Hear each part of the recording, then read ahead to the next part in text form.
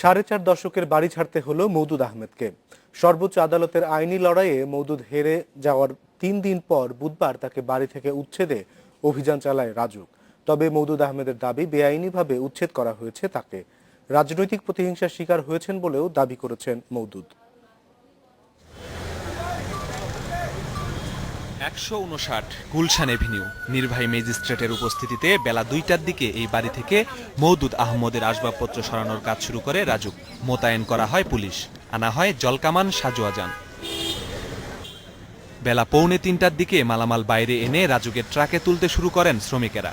এর কিছু সময়ের মধ্যে আদালত থেকে বাড়ির সামনে পৌঁছান ব্যারিস্টার মওদুদ। মওদুদ আহমদ অভিযোগ করেন, বেআইনিভাবে উচ্ছেদ করা হয়েছে তাকে।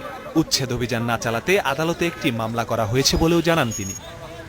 আমাকে তো কোনো নোটিশ বলেন নাই যে অতদিনের মধ্যে আপনাকে বাড়ি ছেড়ে চলে যেতে হবে। আজকে কোনো আদালতের কোনো অর্ডার আছে? তাদের কোনো অর্ডার আছে? তারা একটা বাড়িতে ঢুকে যাবে? আমাদের দেশে কি আইন নাই? আজকে বিরোধী দল আছে বলে আজকে এইভাবে আমাকে হেয় প্রতিপন্ন করা হচ্ছে আমাদেরকে।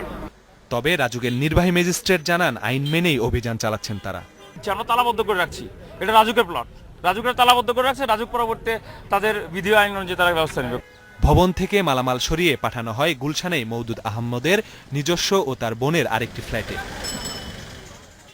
1 বিঘা 13 কাঠা জমির ওপর এই বাড়ির প্রকৃত মালিক ছিলেন পাকিস্তানি নাগরিক মোহাম্মদ এহসান। মুক্তিযুদ্ধের পর বাড়িটি অবৈধভাবে দখলের অভিযোগে 2013 সালের 17 ডিসেম্বর গুলশান থানায় মওদুদ আহমদ ও তার ভাই মঞ্জুর আহমদের বিরুদ্ধে মামলা করে দুদক। এরপর 4 বছর আইনি লড়াই চালিয়েও হেরে যান মওদুদ।